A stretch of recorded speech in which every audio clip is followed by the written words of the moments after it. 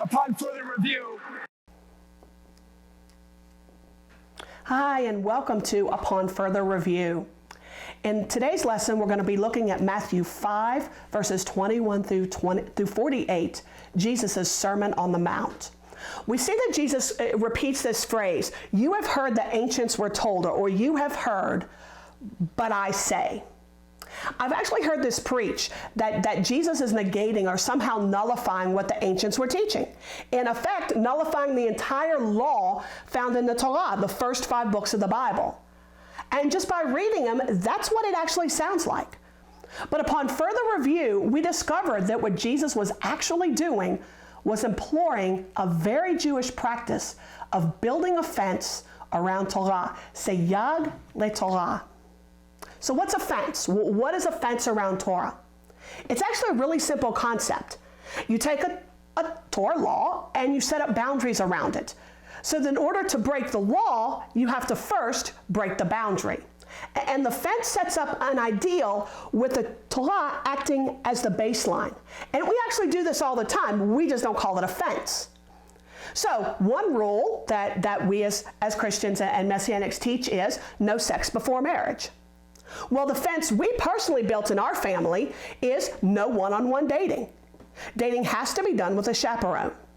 So if a couple is on a date with a chaperone, it's going to be quite a bit more difficult to break the first rule of no premarital sex. So let's look at an actual commandment, do not steal. Businesses, in order to cut down on items being stolen, may build a fence that no one is allowed in the store with a backpack or a large purse. We see these signs especially in convenience stores. The logic behind it being if there's nowhere to really put a shoplifted item, then items won't be stolen. Or without a place to put the stolen items, a person will either not be tempted to steal or at least be less likely to give in to that temptation. So is it kind of making sense? So we're actually going to look at 3 examples of Jesus building fences around the Torah during his Sermon on the Mount. And we're going to begin in chapter 5, verse 21. The verse says, "You have heard that the ancients were told, 'You shall not commit murder, and whoever commits murder shall be liable to the court.'" The first part, "You have heard, you shall not commit murder." Exodus 20:13. It's one of the 10 commandments. So obviously, when Jesus says, "But I say," he's not nullifying the 10 commandments. So what exactly is he doing? He's building a fence. And the fence is, "But I say to you that everyone who is angry with his brother shall be guilty before the court. And whoever says to his brother, 'You good for nothing,' will be guilty before the Supreme Court. And whoever says, 'You fool, raka,' shall be guilty enough to go into the fiery hell." That's pretty hefty. But the point of the fence is to not allow your anger to escalate from kind of typical name calling, "You good for nothing," which may incite some shoving, to "You fool," to raka, which is a pretty darn hefty curse in Hebrew, which will most likely invite some hand-to-hand, knock-down, drag-out, fisticuffs, let's fight. And if things continue to escalate, somebody could actually end up being killed.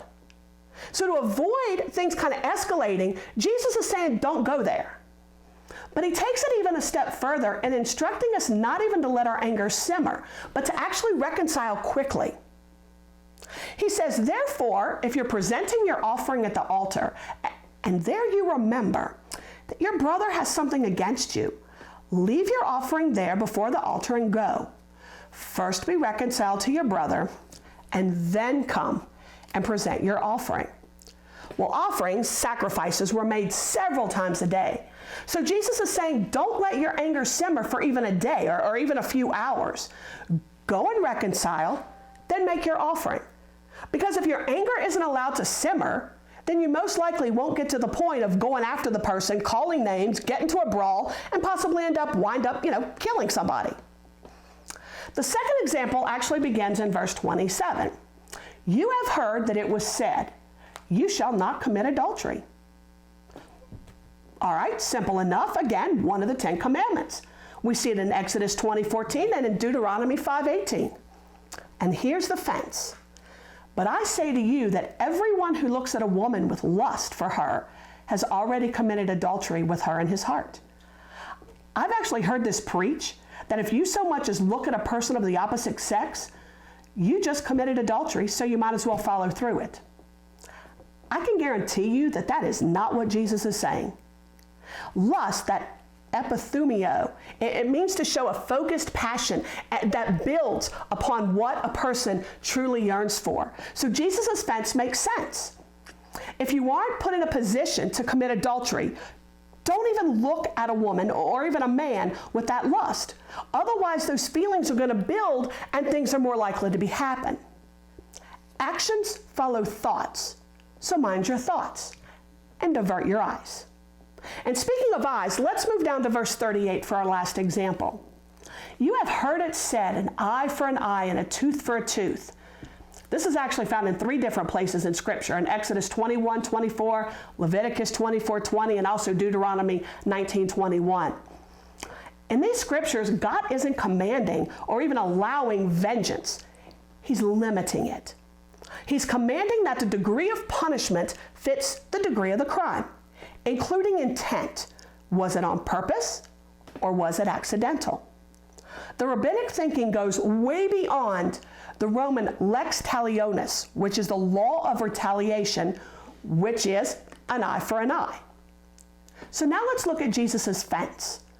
But I say to you, don't resist an evil person, but whoever slaps you on your right cheek, turn the other to him also. And if he wants to use you and take your shirt, let him have your coat. Whoever forces you to go 1 mile, go with him 2. Give to him who asks of you, and don't turn away from him who wants to borrow from you. This fence is specifically to those living in first century Jerusalem under Roman occupation and law. If you were put in these positions of servitude, don't seek retaliation, which there is no provision for in the Torah. Instead, go that extra mile. Jesus' Sermon on the Mount is a beautiful teaching that encompasses a very Hebraic teaching style, including Seyag LeTorah, the building fences around Torah.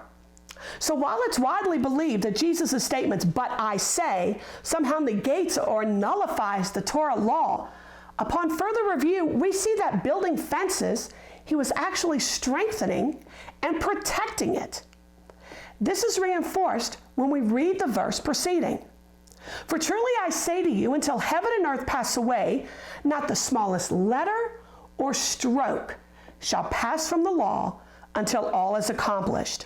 The smallest letter, literally iota, which refers to the yod, the smallest letter of the Hebrew alphabet, and the stroke, the serif, is kind of a small, stylized kind of curlicue that some added at the end of some Hebrew letters, like an aleph. Not even the smallest yod, not even the smallest letter, not even the smallest serif, which is just a small part of a letter, will be taken away, much less an entire word or an entire section of the law.